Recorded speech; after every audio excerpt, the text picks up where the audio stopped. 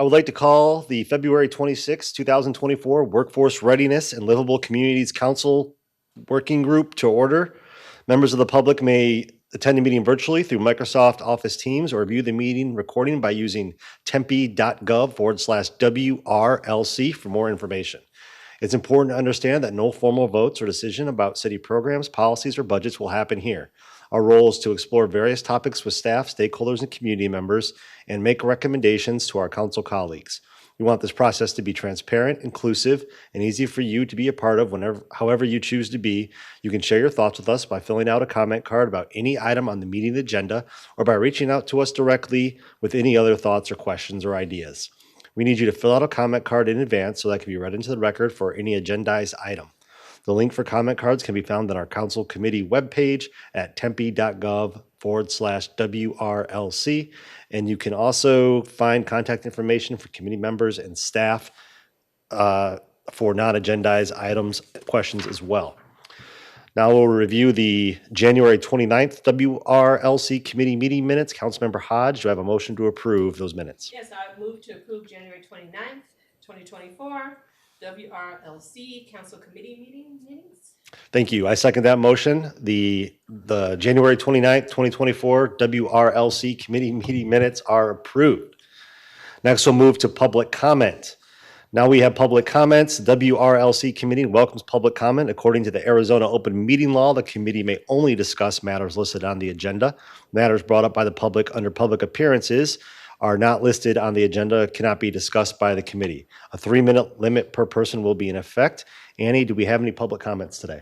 No, Councilmember Keating, we did not. Thank you very much. So then our first item, item 4A1, City of Tempe Economic Development Division updates. I'd like to introduce April Kroner, the Deputy Director of the City of Tempe's Economic Development Division. Ms. Kroner, hopefully that's how you pronounce your name? Yes. Excellent. Will provide us a general economic update. It's all you. Thank you. All right. Thank you for having us here today. Our economic development team was really excited to be asked to come in and present to you both on our general economic development update and also about the Tempe Maker District. So with that, we'll get started. Just a little bit of background about myself. I did just come here early January, so I'm very excited to be a part of the Tempe team. And I do have some notes because I don't have everything memorized that we are doing in our department right now. So by the numbers, this is something we do like to share and update these numbers on an annual basis. I'll just run through these really quickly and hit on some of those highlights. Some of it you're probably very familiar with in terms of like student numbers at ASU. But relative to our total population and our workforce, I do like to point out that you can see we have a workforce that's greater than our total population here in Tempe. That's not the norm in a lot of communities, so that's a big deal. We are, and that speaks to item number one that you see, or the number one down on the bottom, the net importer of jobs. That's something that Tempe has been doing for many years now. We bring in a lot of workforce from outside of our city boundaries, so we're bringing a lot of people in, which is great, especially for our retail, restaurants, etc. And then we're going to hop into our notable wins, some things that have gone on recently in the city of Tempe that we're really proud about and think should be shared. The Beam is now received a lease of 40,000 square feet, so the top floor offer pad will be moving in there. So they're currently in their tenant improvement phase and having to go through the approvals to get that built out. We also have 100 Mill that is now fully leased. And the Idea Campus first tower, also fully leased. So these are wonderful, especially for office spaces, which you tend to see, can be high vacancy, especially after the COVID pandemic. And relative to housing, we have about 3,500 new housing units that are either entitled or in construction phase within the city. So looking at our persons per household average, that means we have almost 8,000 people that will be moving into the city when these new housing units do all get built. And some project updates. So you're probably very aware of all of these projects, but as you know, they move, they fall backwards, they pick up again. So the Hayden Flour Mill, right now on that one, sorry about that, they're doing the environmental site assessment phase 2 work is what they'll be kicking off maybe sometime in May or June of this year. The developer is still finalizing their team. There'll be a lot of specialized consultants to work on this, from landscaping to the historic preservation, architecture, etc. So that'll be, I wouldn't see anything happening on that this year yet. So a lot of that'll just be going on in the background, but things are moving forward. Relative to TPAC, on that one, our team, we did not receive any proposals when that first went out. So we're retooling that RFP right now. And we've also included some office space into that, looking for some city office space to have some availability. So we're excited to see where that's going to go and getting that out. Yes. For TPAC, can you just explain that? So not for us, but just for if anybody who's listening, they may not understand what that means when you say TPAC. Let's see, I don't even know. I just have the acronym for it as being Okay. TPAC. Okay. So my apologies Okay. on that. And then we have Donnell Plaza, which is one that has been out in the news lately, and something that's very familiar with the council team here. Again, they're still in their land assembly phase. We anticipate that'll take a little bit of time yet, but we'll certainly keep the public engaged and updated as that continues to move forward. In North Tempe, we have not identified the site yet, but we are really looking for a large-scale mixed-use development that will have affordable housing with it. So that's something we're working to identify what that site is going to be and looking for partners on that project. The downtown Tempe refresh, our Mill Avenue is about to get underway and completion spring of 2025. All of that, I'm sure you're very all familiar with that as well. But we're very excited for that because of the placemaking, what it does for Mill Avenue. We're looking to attract new restaurants into Mill Avenue, new retail, and I think this downtown refresh is really going to help us be able to make that go forward. So we're very excited about that. And then I'm just going to give a couple other little highlights about our department. We are a newer department. We've been a department in Tempe, but newer in terms of our staffing. And we're very excited about that. It gives us an opportunity to learn one another, maybe be a little bit more creative in some of the things that we're doing and kind of do some rebuilding. Some things we're getting very excited about right now are really formalizing our business retention and expansion program, really getting out there, talking with our existing businesses, making sure that they're taken care of, look for ways to continue to assist them so that they stay here in Tempe. We're also looking at doing some additional marketing and looking at targeted sectors. So that would be another thing.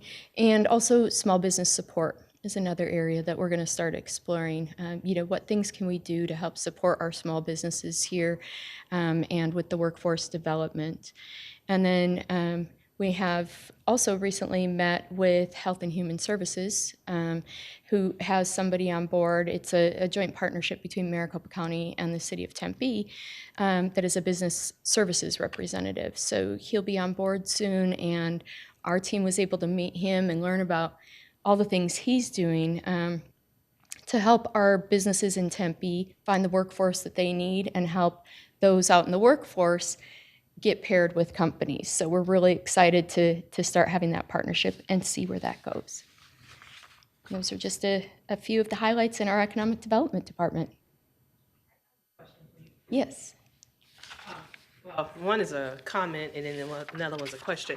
When you say you're looking like in North Tempe for the multi-use, what part of North Tempe? Are you trying to go past the riverbank going towards Scottsdale Road, or what part are you looking?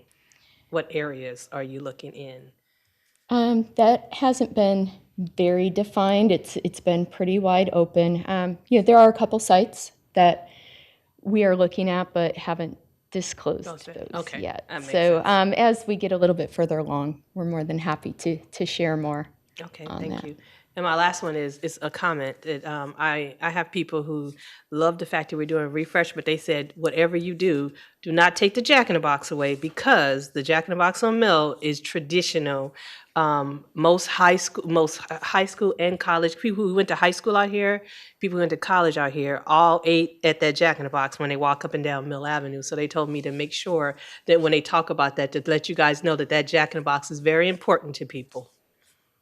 All right, we'll need to get out there and do a business retention visit with them quickly. Yes, that Jack in the Box is anybody who is a longtime Tempian who went to school here and went through as a teenager will know that Jack in the Box. It's very, so I just got that. I wanted to pass that along. Yeah, thank you very much. Yeah.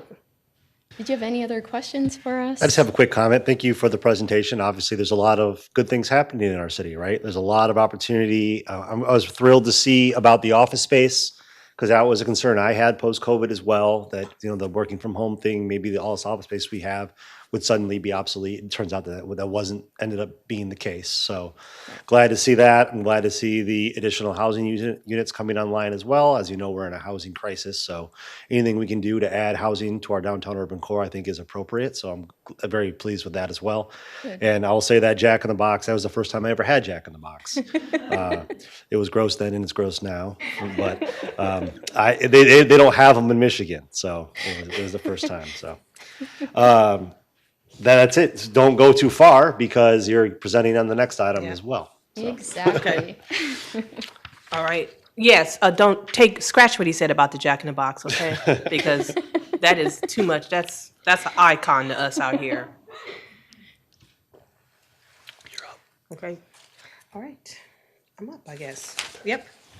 Okay. Now we're here once again from, I want to say April Croner, right? I want to make Correct. sure I had it right. Okay. Who serves as a deputy director for the Economic Development Division. She will now provide an update on the Tempe Maker District. I'm not market, Maker.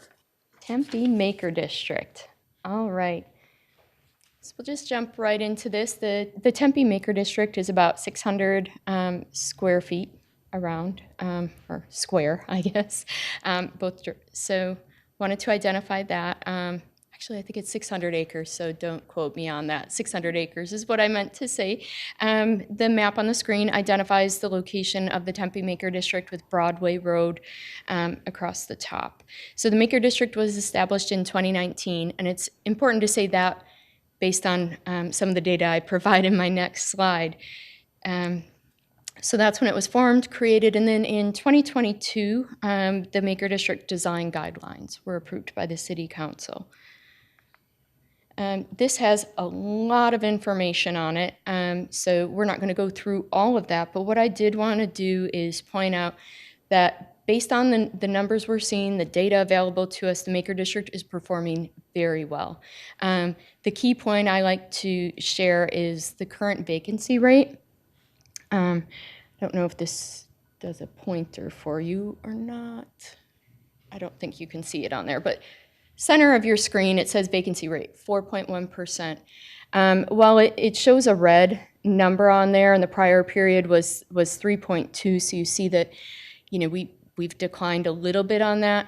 Overall, that Maker District started out over 11% vacancy rate in 2019. So I think what we're seeing is overall a huge positive in that Maker District for filling up those spaces, which is very exciting, and that's kind of one of the things we wanted to do is energize that area, get people more excited, bring more businesses in there, and start eliminating, some of those vacancies. The market rents have gone up, as you can see from the prior period a year ago, almost up 10% in what the asking rents are. So they're also able, the owners there are able to be asking more. And then again, the market sale price per square foot has also increased.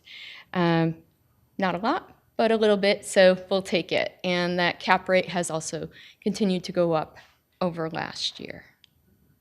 And one other thing I would share is, like with that vacancy rate, That equates to about 367,000 vacant square feet, which can sound like a big number, but when you look at our inventory of 8.9 million, you can see that we're doing a great job in that Maker District. And some notable updates in the Maker District. We've got the fire station that is being redone there, so making great progress on that. I believe at the last time there was an update, I think the bouldering project, the Rockwall Gym, was just at the beginning or talking about going there, but they are now open in our Maker District, which is very exciting. The United Dairymen of Arizona, there's no really big updates on that one, but it is substantial, the presence they have in the city of Tempe and within our Maker District. So just want to make sure that we're continuing to outreach to them and support them however we can. The Alameda Pedestrian Improvement Project has been completed. And a couple of things that we would like to highlight. The picture here is our economic development team did a site visit to DP Electric in our Maker District, and we just did that last week, and it was so exciting to hear their growth and expansion that they've done right there, next door, acquiring the additional properties. Beyond that, they also have a great apprenticeship program. We were able to learn about how they kind of have taken that to the next level. They created a whole new building just for the apprenticeship training, and they're taking about 50 employees at a time through there. And so it's like a 4-year program for the apprenticeship. So 50 new every year, 50 coming out on that other end every year as journeyman electricians, which is wonderful to have. And the apprenticeship program is something that I think we're able to learn from what they've done there, and provide that and make other businesses aware of what you can do for apprenticeships and also for that. So it helps our workforce development and also workforce retention. That was one of the things that they really hit on, is how that apprenticeship program has helped for developing their own workforce and retaining them. And the company shared with us that their target for this year is $290 million in revenues that they anticipate generating this year. So, which is wonderful to see the growth that they have been having year after year here in Tempe. And the next update is on W&W Structural, and that one is an expansion project within Tempe. They're currently located in the Smith Hub, but they outgrew their space there, so they purchased some sites within the Tempe Maker District and will be relocating there. They have currently about 50 employees. They're looking to grow up to 80 employees, and their investment is a little bit over 3.1 into our Maker District. So those are some of the highlights of things we have going on in the Maker District. Do you have any questions? I have a question. When you say 4.1, I don't know why I keep doing that. So when you say the 4.1 vacancy rate, what are you looking for in that vacancy rate? What kind of businesses, or is it more of the construction area that's vacant, or what area is the vacancy more in?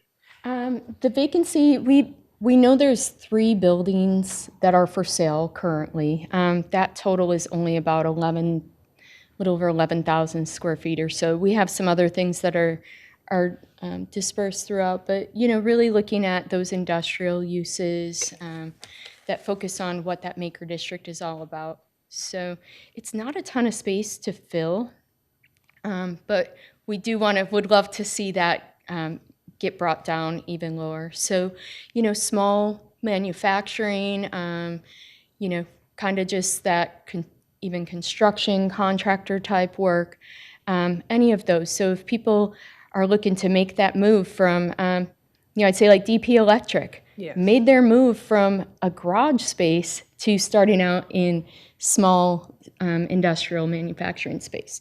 So that's more, we can accommodate more of those smaller space needs that people have. Are you working with the Tempe Chamber to look and see if there is a need for business? Because they have the first connection of people who are looking for space in Tempe too. So I just Yeah. wondered.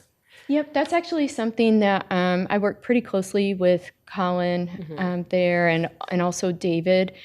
So we kind of go back and forth. Sometimes we'll get those first connections in our economic development department, and then we always like to provide them, the chamber contact. So we really do Go back have and forth. a partnership because we have to go back and forth on that. So Oh, thank you. yeah. And my last thing is, I love the apprenticeship. They're now bringing that into the schools because they're finding that a lot of the kids who are graduating do not want to go off to college. So a lot of that, the maker community came to our innovation center in Tempe, and they are now partner. And so that's a good connector between the schools and bringing our high school kids who are going off to be and turning 18 to have full-time income in the city of Tempe. Yeah, that is wonderful, and that's something that our office continues to be involved in is, with the partners in the region and the state overall is trying to do more of that workforce training, and college is not for everybody.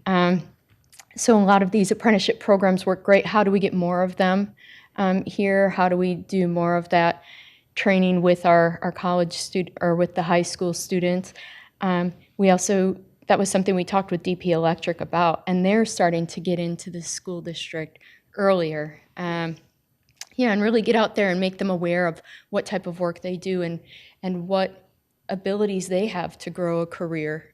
So they had a really great story to tell, and I'm excited to be part of that and continuing to work as a city of Tempe with the state and region on continuing to develop that workforce. Well, thank you so much for always looking out, not just for the adults, but the future adults in our school, coming up in our city. So thank you so much. You are welcome.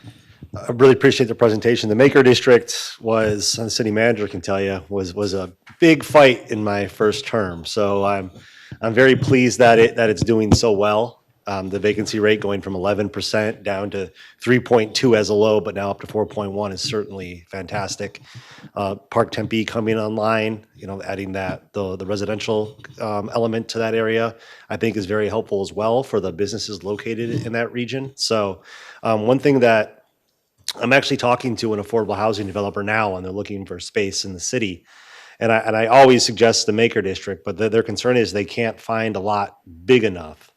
So one thing I would ask the economic development department do is keep in mind maybe when things are leaving or coming, like trying to bundle some areas so that we do have opportunities for additional affordable and workforce housing, because the market conditions in that area are right to have affordable by design, which is what the Park Tempe is, right? The Park Tempe was I think 400 and some workforce units. And so the land's not as expensive as it is in our urban core, so it really kind of creates the conditions that we could have for more workforce opportunities as far as housing goes. Okay. I had another point, but I forgot it now. Yeah, I guess that's it. I'm glad to see it's going so well. I really appreciate the presentation. Anything I can do to be an ambassador for that area, Okay. if I'm happy to be in meetings with prospective businesses or affordable housing developers to try to push them, because I do think from what we're seeing already, the goal of the Maker District was originally, it still is, was to bring more amenities and housing to what was an underserved area of the city at the time. And, my vision for it was really to change that area over 10, 15 years. And I know we're kind of on the path for that. And I know the neighborhoods around it love it. So this isn't something that I think would be controversial at all. There's plenty of people that I've talked to that live in the neighborhood adjacent that are so thankful that we put that zoning overlay on it, because they are seeing new businesses come in, things that they would usually have to get in their car and drive, however far away to utilize. So very, very proud of the Maker District. I'm glad you guys are working it. Obviously by the numbers, it's something that is a priority for your department. So I'm very appreciative of that. So thank you very much for the presentation. And it's good to hear that feedback for us to keep our eye out on that parcel assemblage and what we can do to kind of create some of those spaces for affordable housing to work there. I remember what my last point was, is it also could be an opportunity for Hometown for All funds as well. So, I would say that'd be something to just keep in mind as people are leaving or coming, or people are approaching you for, what's available in the city of Tempe, that the Maker District has has a lot of potential for a whole host of uses that I think are positive. Right, yeah, and I did, I was made aware when I first came on board within the Tempe Maker District that it previously didn't allow for the residential uses, and there was a change to the general plan to allow that, so love that, and I think we need to, start putting that housing there, so the workforce can be right where they work, too. So, love that vision. I totally agree with that because I was raised on Prieston Southern. So that is my neck of the woods right there. So I was lived right behind Peterson Park. So Okay. that was the closest residential area when we were growing up in that area to that part of it. That neighborhood right there hit it right up on it. So we were right on the cusp of it.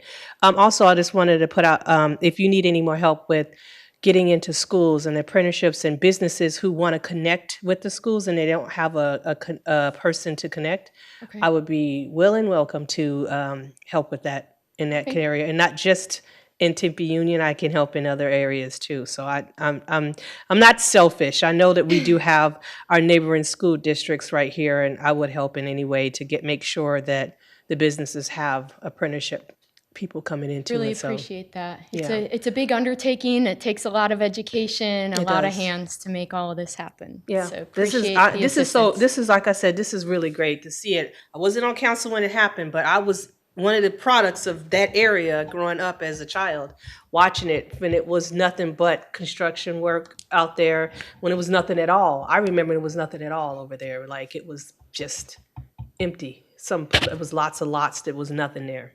So it's great to see it come up. Today. But it's Yeah. becoming today, so I'm excited to see that. Thank you. Well, Ms. Croner, thank you very much. Welcome to Tempe. You did a great job in your first Yes, presentation. congratulations So, for your first time. first one's always the hardest. Yes. Yes. Especially Thank when you. you have the city manager.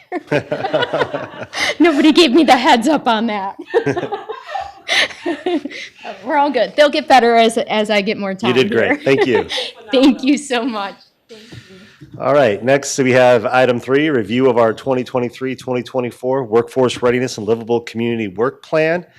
Councilmember Hodge, I know Annie and CPAN have both worked hard to update the plan and guide that we do for work on this Yes. committee. Do you have any changes to the proposed work plan? No, but I have a comment. I just wanted to thank them both for all the hard work they did and all the dedication they put into it. Couldn't have two better people work on it for us. So thank you so much. And for all of the everybody who's a council aide who helps out, because I know one thing about it, you guys are a team, y'all all work together. So thank you guys all.